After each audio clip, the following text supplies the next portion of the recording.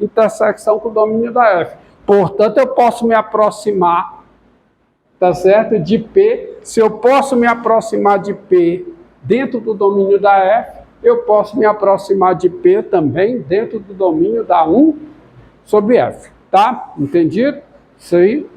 E como corolário desta proposição aqui, tá? Tem a seguinte proposição.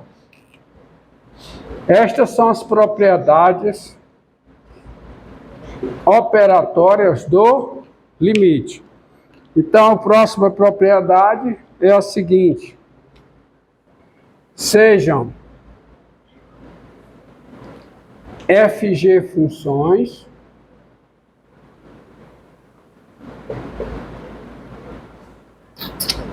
P, um ponto de acumulação da intersecção dos domínios, e LM, números reais. Se L é o limite de F em P, tá? M é o limite de G em P. E o número real M é diferente de zero,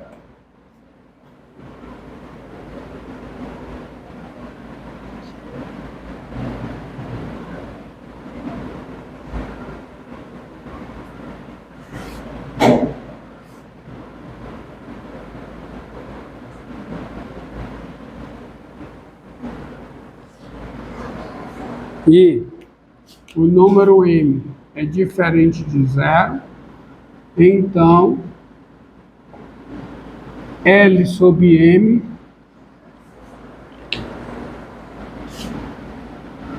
L sobre M é o limite com x tendendo a P de F sobre G aplicado em x, que é o F de x sobre G de x, ou seja, o limite do quociente é o quociente dos limites, tá certo? E se P é ponto de acumulação da intersecção dos domínios, como M é diferente de zero e M é o limite, tá?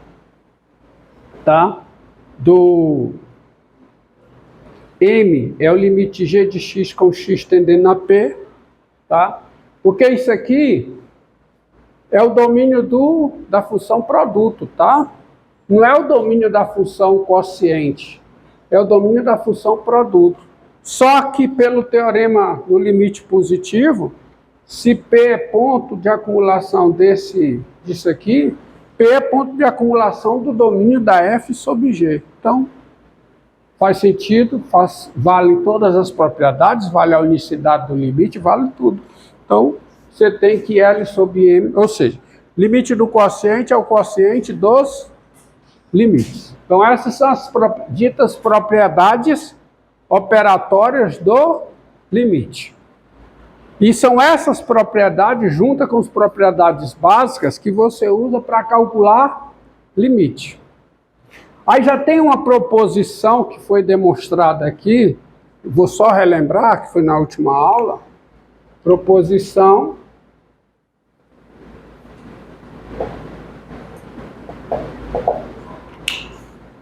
que diz o seguinte: dados A, B e P reais, se A, B e P são números reais, o limite com x tendendo a P de AX mais B, quem é isso? É AP mais B. Vai ao encontro do que diz a intuição, né? A grande busca aqui a grande questão é quando é que você ter propriedades que validam a sua intuição. Porque o limite, a definição de limite é essa definição aqui, que você, em primeiro momento, pode não achar intuitiva, mas ela é, tá? Depois que você trabalha, operacionaliza, faz demonstrações usando essa definição, tá certo? Você vê que ela é intuitiva, de fato, ela vai ao encontro da sua intuição. Ela formaliza a sua intuição, tá certo? Embora seja impraticável em muitos casos você demonstrar limite com ela. Por isso é que você demonstra as propriedades operatórias e usa as propriedades operatórias para calcular limite. Então, desta propriedade aqui, ó, gente, sai o quê? Ó, limite de AX mais B, dados A, B e P reais. E eu demonstrei só um detalhe, com A diferente de zero, você tem esse limite.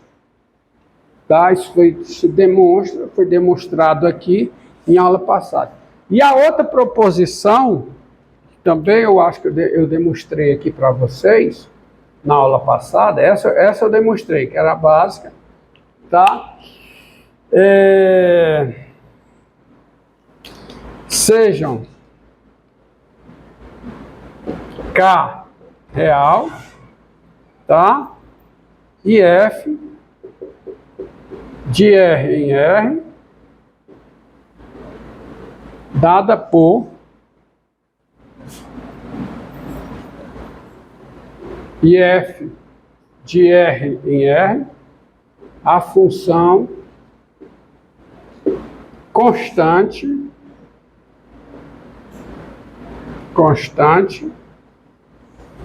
dada por f de x igual a k, qualquer que seja o x real. Tá? Que a função afim, essa é a função afim quando a é zero. Tá? Aí a proposição diz o seguinte: dado P real,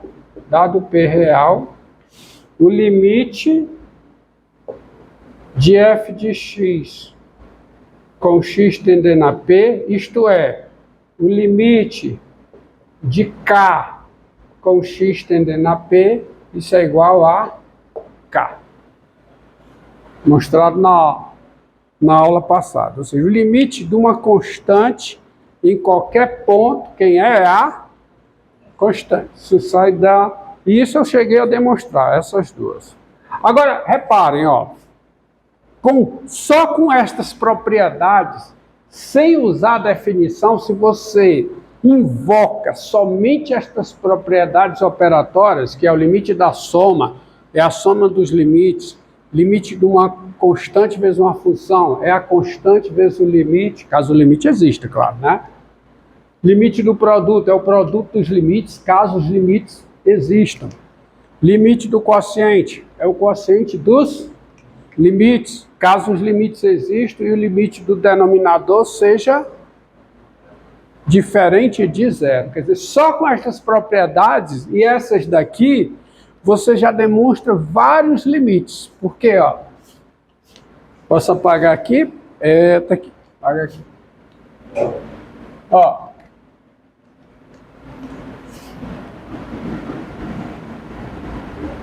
Se eu invoco estas propriedades, se eu já tenho estas propriedades demonstradas e eu posso invocá-las, tá? Eu posso usá-las, eu tenho aqui o seguinte, ó, dado P real,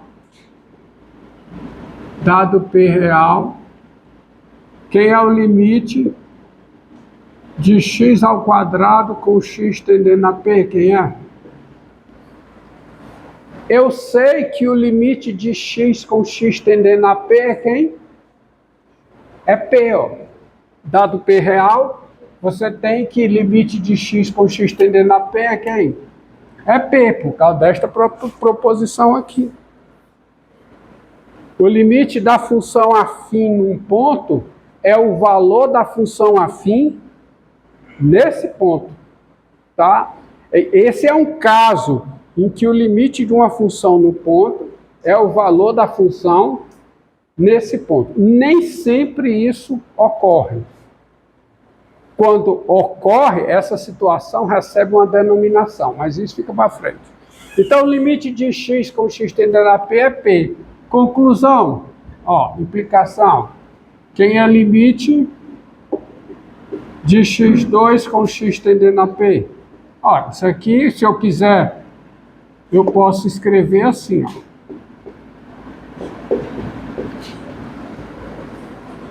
E qual é a propriedade que eu uso aqui?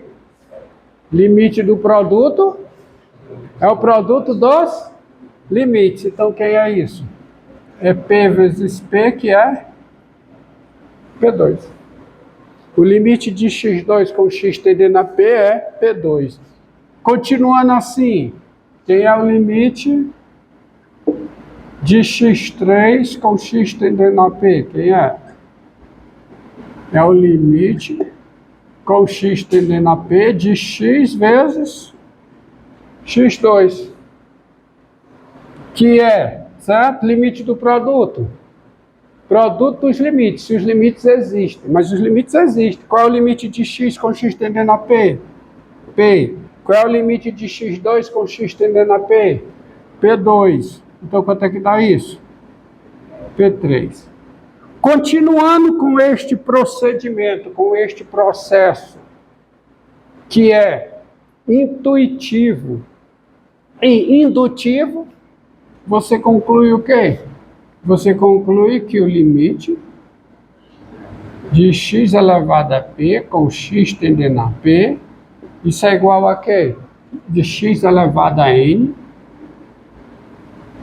de x elevado a n com x tendendo a p, isso é igual a quê? P elevado a n, qualquer que seja o n natural. Tá certo? E se o limite de x elevado a n com x tendendo a p é p elevado a n, quem é o limite, tá? Então, continuando com isso,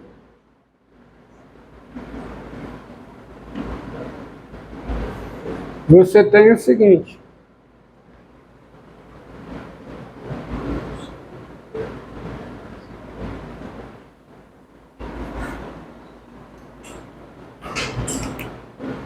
Dados.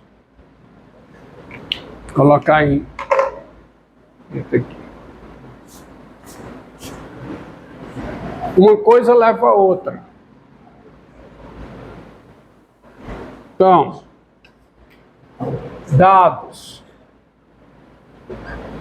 N natural.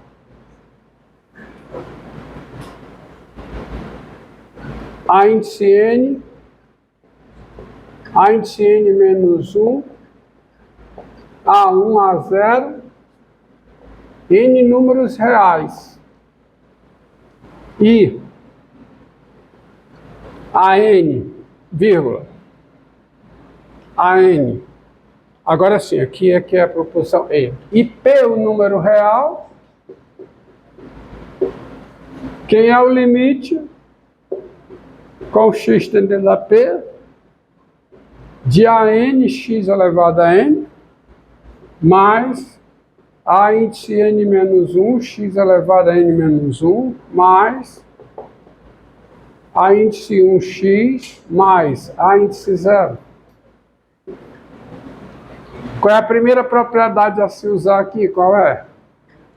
Limite da soma. É a soma dos limites. Então, isso fica o quê? Vamos colocar, só uma vez a gente faz isso. Fica o limite com x tendendo a P de quem? De AN x elevado a N, mais o quê? O limite com x tendendo a P de quem? De A índice N menos 1, x elevado a N menos 1. Porque se o limite da soma é a soma dos limites para duas parcelas, então vale para 3 parcelas, 4 parcelas, tá? Mais que o limite com x tendendo a P de quem? De A1x mais o limite com x tendendo a P do A índice zero. Mas nós já sabemos que o limite de uma constante vezes uma função é a constante vezes o limite da função. Mas quem é o limite de x elevado a n com x elevado a p, com x tendendo a p? P elevado a n. Próxima parcela, mesma coisa. Limite de uma constante vezes uma função é a constante vezes o limite da função. Limite com x tendendo a p de x elevado a n menos 1 é p elevado a n menos 1, mais o limite com x tendendo a p de A1 vezes x é A1 vezes o limite de x, que é p, mais limite de uma constante. É a constante. Olha o que é que diz isso aqui. Isso aqui está dizendo que o limite de uma função polinomial em qualquer número real, em qualquer ponto P, é o valor dessa função polinomial em P. Tá? Isso aqui que eu escrevi, essa conclusão, está dizendo isso. Consequência de quê? Das propriedades operatórias do limite. Agora veja o seguinte. Imagine eu, não tendo as propriedades operatórias do limite, demonstrar essa igualdade usando só a definição. Por isso é que é muito mais prático você demonstrar as propriedades. Eu não as demonstrei aqui, eu só as listei, mas elas estão todas demonstradas nas notas, porque você demonstra as propriedades, e por isso é que ela é chamada de operatórias. Elas servem para operar o